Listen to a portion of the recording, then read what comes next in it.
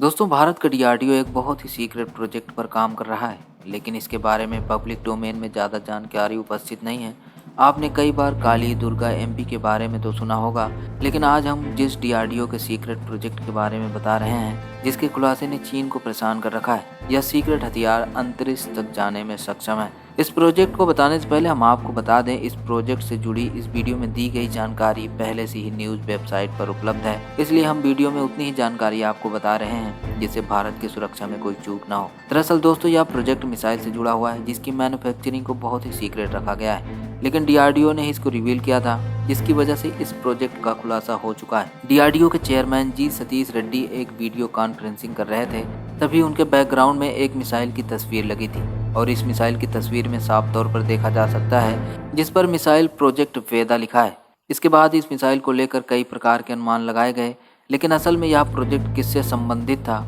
यह आपको आगे वीडियो में पता चलेगा। जैसे कि आपको पता होगा, डीआरडीओ के जो प्रोजेक्ट जितने सीक्रेट होते हैं उतना ही खतरनाक होते हैं। इस प्रोजेक्ट के खुलासे के बाद कई प्रकार के अनुमान लगाए जा रहे थे, लेकिन यह प्रोजेक्ट किससे संबंधित है इस बात का खुलासा भी हाल ही में हुआ है। और इस खुलासे से हमारा पड़ोसी देश चीन बहुत परेशान हो रहा है, क्योंकि भारत पहले से ही इस क्षेत्र में महारत हासिल कर चुका है, लेकिन अब यह जो सीक्रेट प्रोजेक्ट है यह भारत को और भी शक्तिशाली बनाने वाला है। दरअसल यह पूरा मामला पृथ्वी से अंतरिक्ष तक सफर करने वाली एक मिसाइल से जुड़ा है, जिसे मोबाइल सैटेलाइट लॉन्च के नाम से जाना जाता है। भारत पहले ही 27 मार्च 2020 को एंटी सैटेलाइट यानी कि अंतरिक्ष में सैटेलाइट को मार करने वाली मिसाइल का निर्माण करके दुनिया का चौथा देश बन चुका है। अभी तक दुनिया में 4 ही देश ऐसे हैं जो अंतरिक्ष में किसी भी सैटेलाइट को अपनी मिसाइलों की सहायता से नष्ट कर सकते हैं। इन देशों में रूस, अमेरिका, चीन और भारत शामिल हैं। तो आप सोच रहे होंगे, जब भारत में पहले से ही एंटी सैटेलाइट तकनीकी मौजूद है, तो भारत के डीआरडीओ को अंतरिक्ष में जाने वाली एक और मिसाइल के निर्माण की क्या आवश्यकता थी और क्यों इसे इतना सीक्रेट रखा गया है। तो आपको पता ही होगा, अंतर्राष्ट्रीय नियमों के मुताबिक ब्रह्मांड को बहुत ही महफूज रखने की कवायद बहुत पहले से ही शुरू हो गई थी। अंतर्राष्ट्रीय नियमों के मुताबिक कोई भी देश दूसरे देश की सैटेलाइट से छेड़छाड़ नहीं कर सकता है, लेकिन जिस तरीके से भारत का विवाद चाइना से बढ़ता जा रहा है,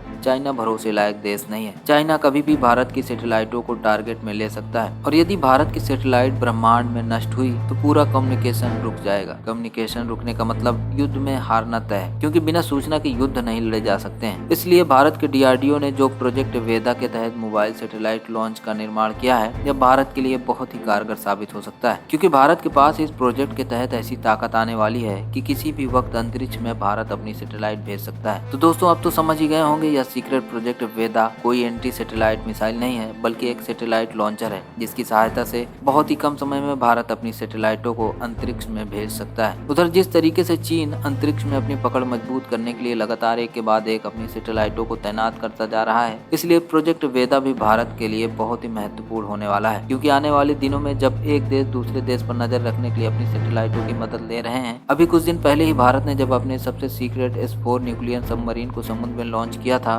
तब इसकी किसी को भी खबर नहीं लगी थी, लेकिन इसका खुलासा सैटेलाइटों की तस्वीरों के जरिए हुआ था, जिसके बाद ब्रिटेन के एक न्यूज अखबार ने एक न्यूज पब्लिश की थी। उसके बाद पूरी दुनिया को पता चला था कि भारत भी न्यूक्लियर सबमरीन लॉन्च कर चुका है। तो दोस्तों, फिलहाल के लिए इस वीडियो में इतना ही, लेकिन वीडियो पसंद आई हो तो वीडियो को लाइक और चैनल को सब्सक्राइब जरूर करें और कमेंट बॉक्स में डीआरडीओ के लिए जय हिंद जरूर लिखें।